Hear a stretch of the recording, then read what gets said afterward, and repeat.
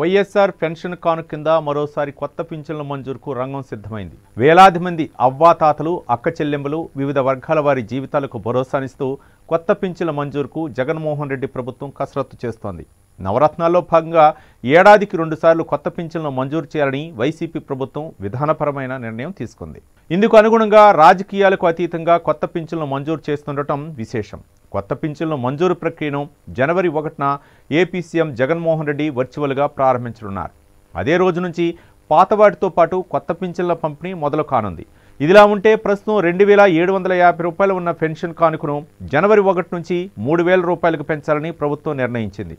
కొత్త పింఛన్లు కూడా అదే మొత్తాన్ని అందించడంతో అవ్వాతాతలు, ఇతర అన్ని వర్గాల్లో ఆనందం వ్యక్తమవుతోంది.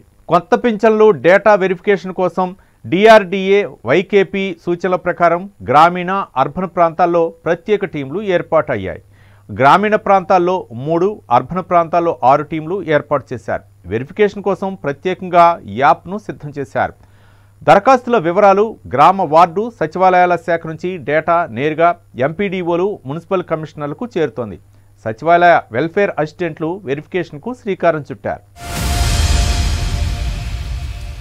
ఈ వీడియో కనుక మీకు నచ్చినట్లయితే లైక్, షేర్ అండ్ సబ్స్క్రైబ్.